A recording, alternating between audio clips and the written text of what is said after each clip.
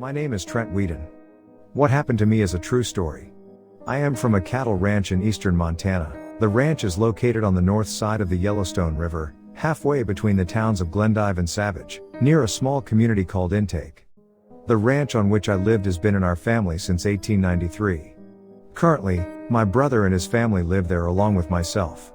Our home place is not where these incidents have occurred, but rather on another ranch that we lease that is on the south side of the river. The ranch in question is massive, covering about 18 sections. A section is 1 square mile, or 640 acres, and is 2/3 deeded, with the rest being either BLM or state-owned. This land is incredibly rugged, being covered in clay hills and deep canyons, and is for the most part, unfenced. There are several buffalo jumps on the ranch, where hundreds of years ago, the Indians would chase herds of buffalo off cliffs to their deaths. You can still find buffalo bones at these sites. Supposedly, the ranch was also the site of a massacre, where an entire village of Hidatsa were killed by their enemies, the Sioux, although I haven't found any actual records of that incident. Also on the ranch are 2 abandoned homesteads, the Mint Place and the Carter Place.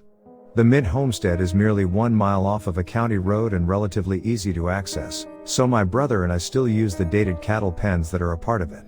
The Carter Place is more remote, however, only being accessible on horseback as the trail that leads to it was washed out many years ago. All that is left of the Carter Place is a log cabin with the roof caving in, an old corral system and a barn that has toppled over.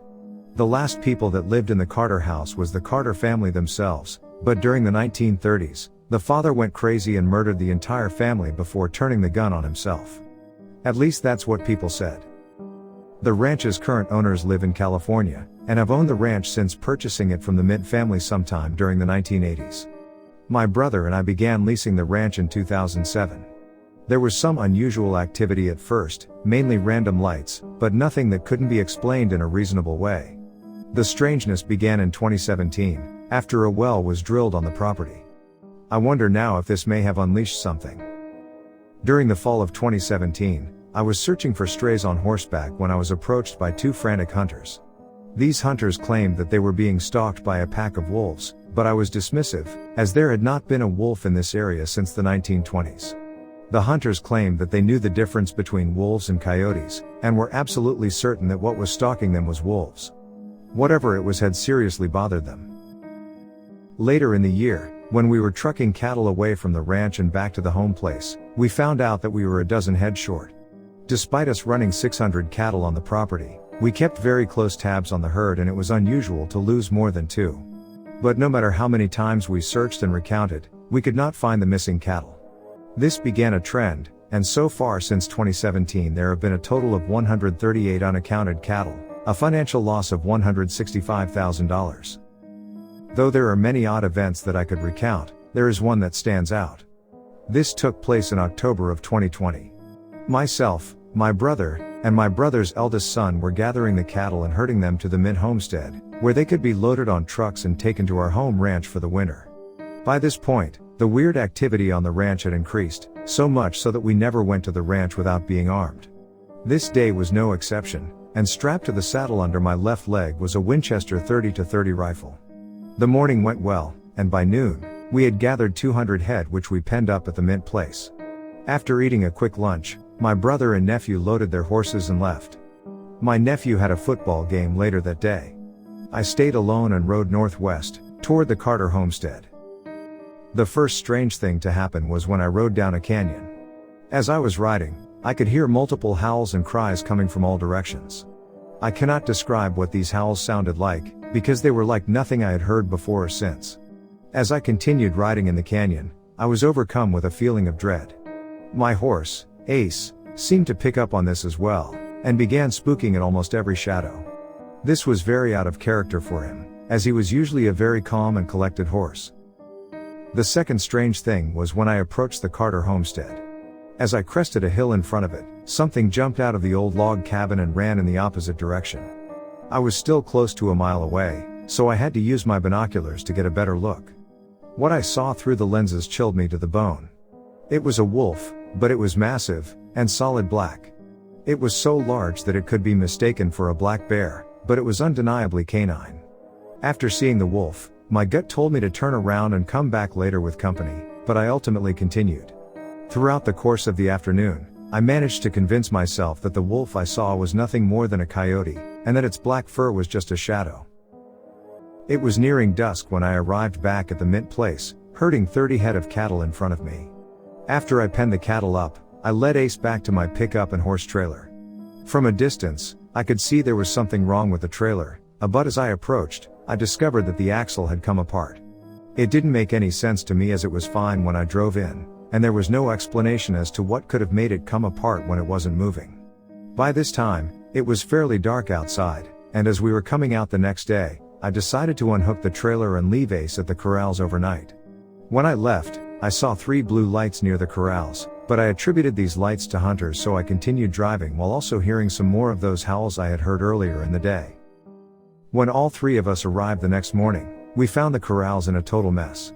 All the grass was turned up inside the corrals where the cattle had been milling, and the fence was broken in several places.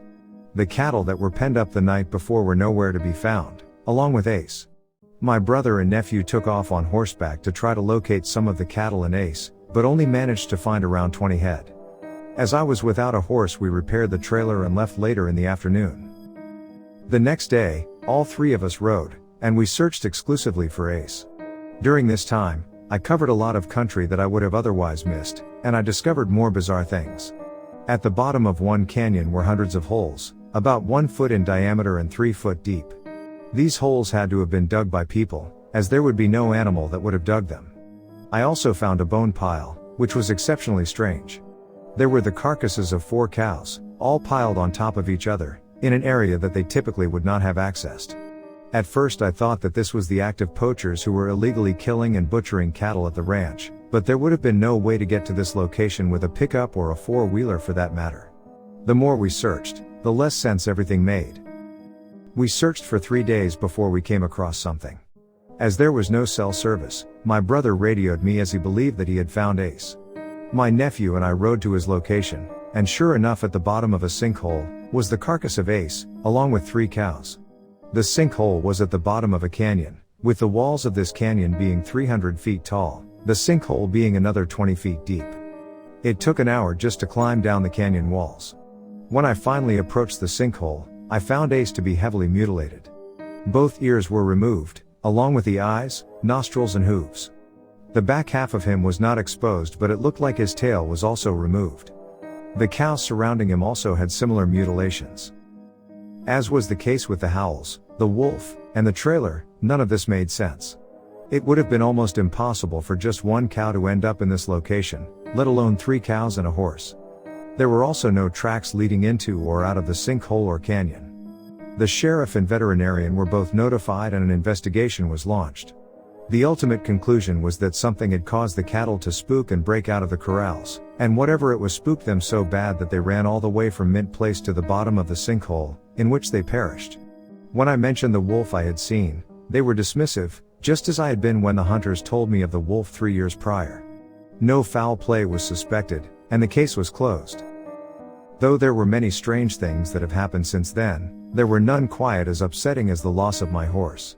Cattle continued to go missing, and we now only ride the place in pairs. My brother and I are thinking about terminating the lease, as for the moment, the current cattle losses are unsustainable.